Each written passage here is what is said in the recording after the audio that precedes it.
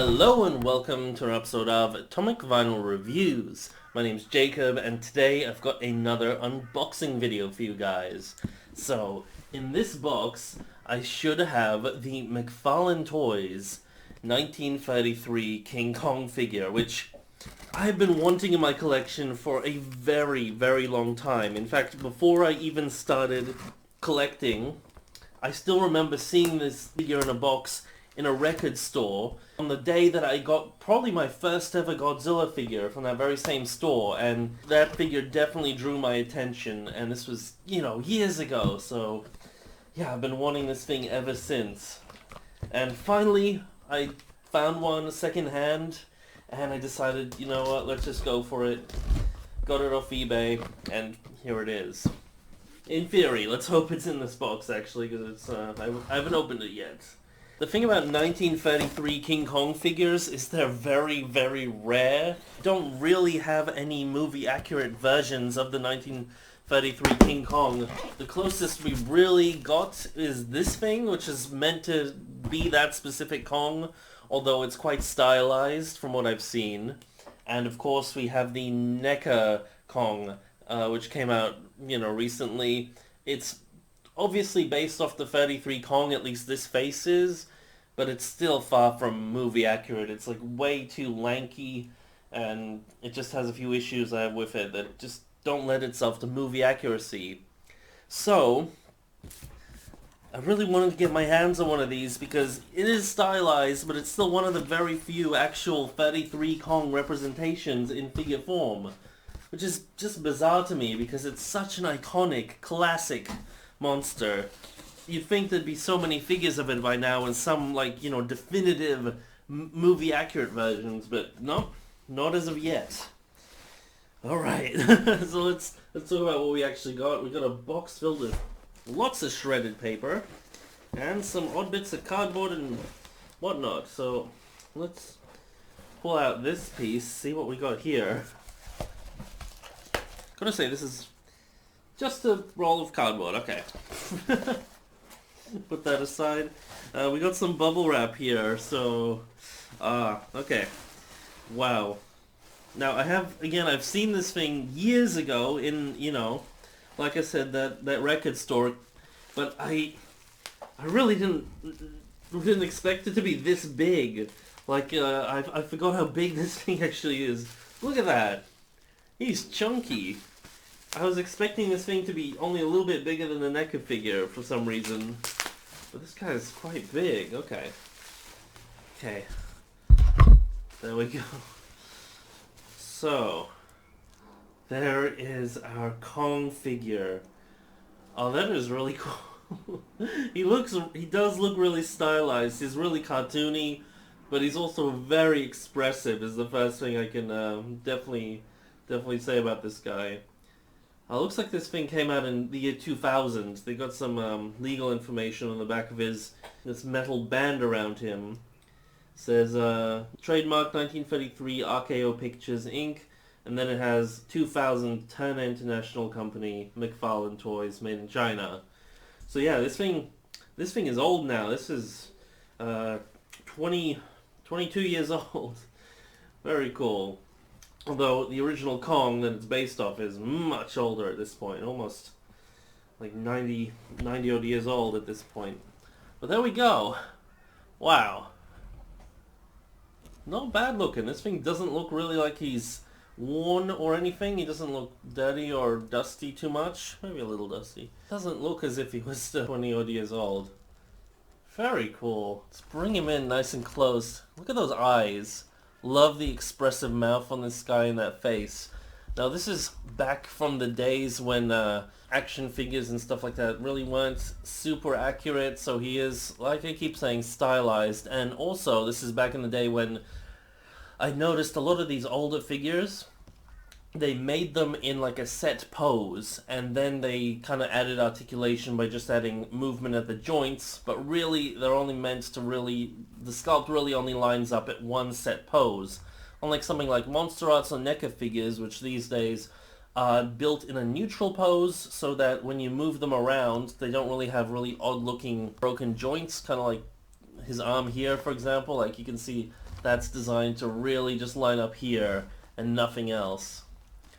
And this one doesn't even have a joint at this point. It's kind of random. His arm seems to be falling off a little bit, but if you push it back down, it seems to hold. So yeah, that gives you guys an idea. But look at that fur texture. Like, say what you will about the accuracy of the sculpt, it's very expressive. I've always loved this figure from what I've seen of it. It's got a great fur texture. I love the pose of him. Let me bring him back a little bit so you can kind of get a better idea.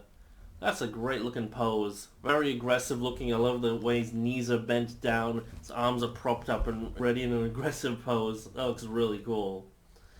One little downside, I'll also say, there's quite prominent seam lines around the edges of some of these pieces. Sorry, it's a little out of focus, but they're there. Oh, nice detailing even under his feet here. Really cool. And I love the little chains. That's really, really, really cool. Okay, let's get to the rest of this thing, because aside from the actual figure, there's more that comes with this guy.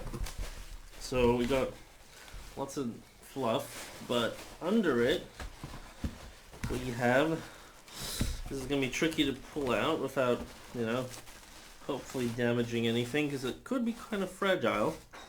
In here we got the base, because in the 1933 movie, Kong was brought to New York and put on display in a theater, and he was chained up to this thing, and yeah, it's really cool that the figure actually comes with this, because this is actually a pretty major accessory.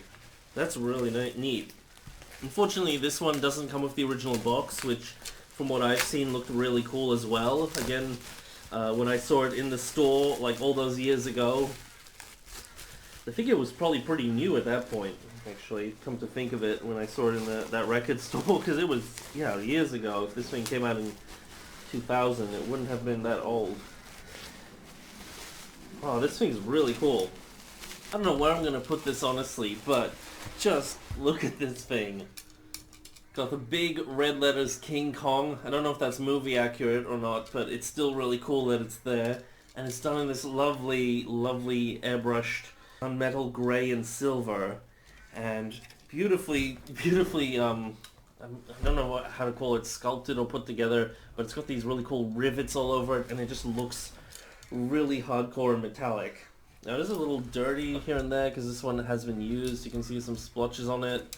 I don't know if those will clean off too easily or if those were kind of how it was originally, but I think there's some little brown bits here and there that I got to clean off, which is just probably like, I don't know, some dirt or old tape or whatnot was on there probably, and a little dusty, but that's no big deal. So got the broken chains where they in theory would have broken off, which is really neat.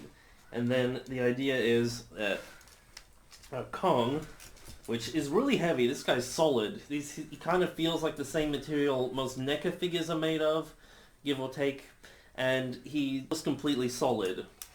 So this thing actually feels kind of frail. It feels like a fairly thin plastic, so hopefully it won't be too tricky kind of being supported on this. But there you guys go. That's what he looks like on here. Really cool. That's a very impressively sized display piece, actually. I'm really digging that. Again, I have no idea where I'm going to put this, but I'm really happy to have it in my collection. So, just before I get to anything else, I do know that there should be one more piece somewhere floating around in this box. Ah, there she is. I was worried for a second, I really was, that they would have forgotten our little Anne figure. So, we do have an Anne figure. She looks a little bit different how she looked in the film. Her face looks a little scary, and you know what? I don't recall her having a red dress in the film. Now, the film was in black and white, I will stress that. I have not forgotten that, but I have connotations of her always wearing a white dress, probably from the Peter Jackson King Kong version. So to see this red dress, always I thought kind of looked a little bit odd to have an Anne figure with this red dress. And wow.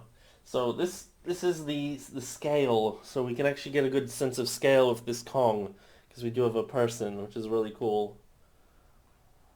So there we go. She goes up to about his knee, and I wonder if he can hold her, if there's a way that he can hold her in this hand. I think you can just about get it to work. I don't really want to force it, but there you go. You got Kong holding Anne. That's really cool. Get him on his stand, and that would be kind of like the full display, or you can have her sitting or standing on the platform somewhere here, which I think is a more conventional way of having it displayed. But yeah, I think that's really cool. Nice. Finally, something that's actually meant to specifically reference the original 33 film, because again, most of the other Kong figures we've gotten are either from future adaptations or they're just generic sort of Kong creatures, kind of like the Mezco figure we got recently. This guy here. I also have the massive version of him back there, but I'm not going to bring him in just now. That one's just way too big. But you got the 7-inch scale Kong here from Mezco, which is a much more generic version of Kong. I think he's based off a graphic novel, which I actually do have, which is a really cool design, but again, he's not based off of a specific movie Kong, let alone the original, which is like one of the most classic monsters in cinema history. We also have the Neca figure, which is probably the closest we have currently to a mass-produced figure of the 33 Kong, although I don't believe this guy was originally designed to be the 33 Kong. I think like some other people have speculated he might have been a Ready Player One Kong, that they just quickly sort of gave him a secondary head to make him look more like the 33 Kong. And they scrapped their Ready Player One line, and people kind of got to this conclusion based on the Ready Player One Mechagodzilla figure that kind of showed up as a third-party figure on AliExpress, which people think was originally meant to be a NECA figure, and they extrapolated that the Kong might have also originally been in that line, because they do scale up together. And this one doesn't seem like he's movie accurate, because like I keep saying, his body is just too long. His features just don't really match. His legs especially are way too long. If you compare the two, you can see this one's proportions are much more accurate to the original Kong, although his features are definitely more stylized and less accurate specifically to the film. But generally, he kind of feels more like that original Kong in just his general build. And I got a few other Kongs I can compare him to. We got our Monster Arts 2021 Kong from Godzilla vs. Kong. And you can see this guy is like twice his height almost. It's really cool. It's really chunky. We got the Rebor Gorilla Z figure. It's meant to be a generic gorilla, technically, but it's the 2005 Peter Jackson's King Kong in like every other respect, aside from officially, if you look at it. So these two scale like this.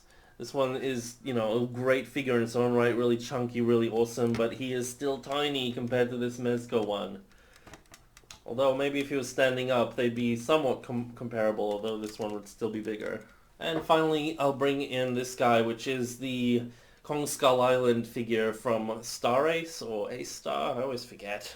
Star Ace, that's right. I think it's basically the X Plus of the Kong from Kong Skull Island.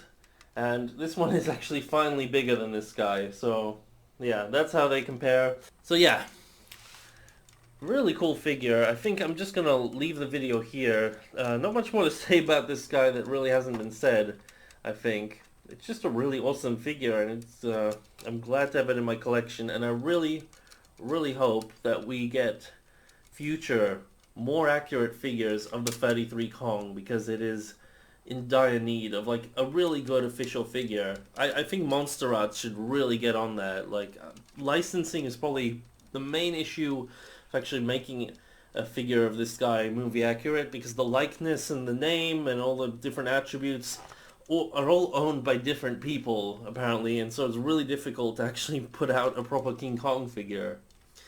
But hopefully Monster Arts, because I know that their stuff tends to be pretty damn movie accurate 90% of the time. If they put out a Kong figure, of the 33 Kong, that would be amazing. And I have heard that Playmates are gonna put out a 33 Kong in their Godzilla line, I think, strangely enough. But yeah, I'm looking forward to that in particular.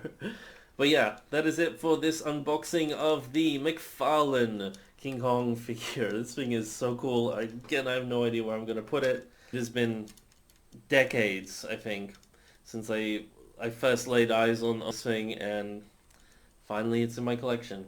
So that is it for this video, guys. I hope you enjoyed it, and I hope to see you in my next video. But until then, may all your vinyl be irradiated vinyl.